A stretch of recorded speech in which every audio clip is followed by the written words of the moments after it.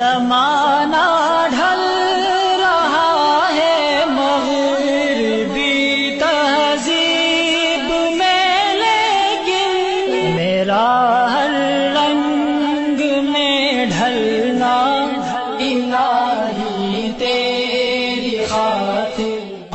بڑا پریشان کیا، نافرمان ہے، کوئی بات نہیں مانتا، نکل جا میرے گھر سے۔ وہ بچہ رو رہا تھا، دھکے کھا رہا تھا۔ جب گھر سے باہر نکلا، ماں نے کنڈی لگا دی۔ فرماتے ہیں میں کھڑا ہو گیا، ذرا منظر تو دیکھوں۔ بچہ روتے روتے ایک طرف کو چل پڑا، ذرا آگے گیا، نکر سے پہلے واپس آ گیا، پھر دروازے پہ کھڑا۔ میں نے پوچھا بچے واپس کیوں آ گئے؟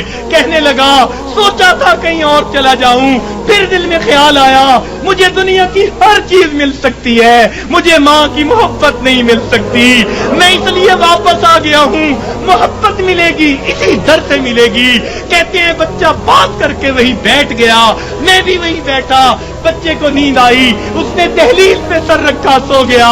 کافی دیر گزری، ماں نے کسی وجہ سے دروازہ کھولا، ضرورت کے لیے باہر جانا چاہتی تھی، بیٹے کو دیکھا دہلیز پہ سر رکھے سو رہا ہے۔ اٹھایا، کیوں دہلیز پہ سر رکھے سو رہے ہو؟ امی مجھے دنیا میں کوئی دوسری ماں نہیں مل سکتی، میں اس دہلیز کو چھوڑ کے کیسے جاؤں؟ فرمایا بچے کے الفاظ سے ماں کی آنکھوں سے آنسو آ گئے۔ بچے کو سینے سے لگا لیا، میرے بیٹے جب تیرا یقین ہے اس گھر کے سوا تیرا گھر کوئی نہیں، میرے در کھلے ہیں، آ جا، میں نے تیری غلطیوں کو معاف کر دیا۔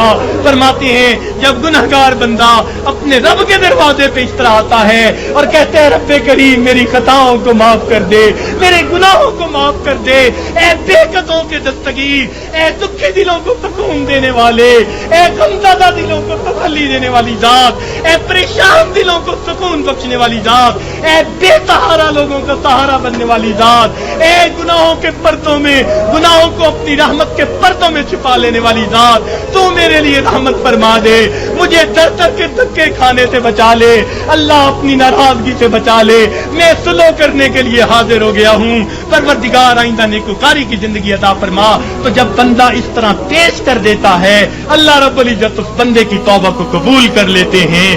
اللہ تعالی ہمیں سچی توبہ کرنے کی اور توبہ کر کے یہاں سے اٹھنے کی توفیق عطا فرما دے۔ وآخر دعوانا ان الحمد للہ رب العالمین۔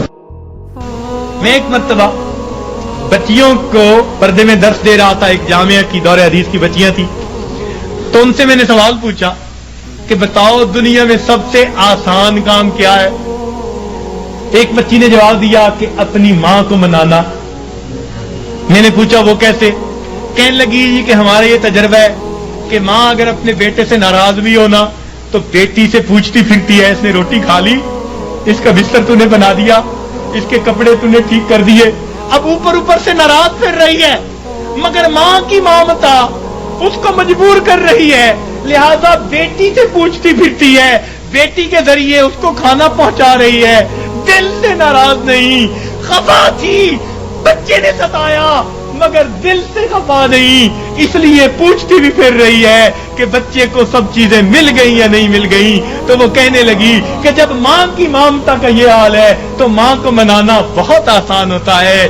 میں نے کہا ہاں ماں کو منانا آسان صحیح، پھر بھی ماں کے پاس آنا پڑتا ہے۔ بچہ آ کر کہہ دے امی معاف کر دے، ماں معاف کر دیتی ہے۔ بچہ آ کر ماں کا جسم دبائے، امی معاف کر دے، معاف کر دیتی ہے۔ ہاتھ جوڑ دے، معاف کر دیتی ہے۔ اگر پھر بھی معاف نہ کرے، بچہ رو پڑے، ماں سے کبھی بیٹے کے آنسو نہیں دیکھے جاتے، کتنی ناراض کیوں نہ ہوگی جب دیکھے گی بچہ آنسو بہا رہا ہے، اپنے دوپٹے کے پلو کو لے کے آنسو پوچھے گی، کہے گی بیٹا رو نہیں، چل میں نے تجھے معاف کر دیا۔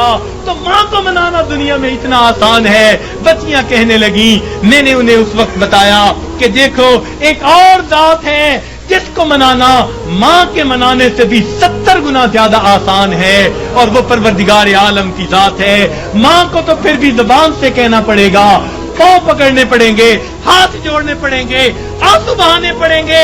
ایک وہ پروردگار ذات ہے جس کے سامنے بندہ تنہائی میں بیٹھا ہو، فقط دل کے اندر نادم ہو جائے، دل کے اندر شرمندہ ہو جائے اور دل میں پکارے پروردگار گناہوں کی معافی چاہتا ہوں، میں نے سچی توبہ کر لی، اللہ میں نے سلو کر لی، مجھے اپنا بنا لے، شیطان کے پنجے سے چھڑا لے۔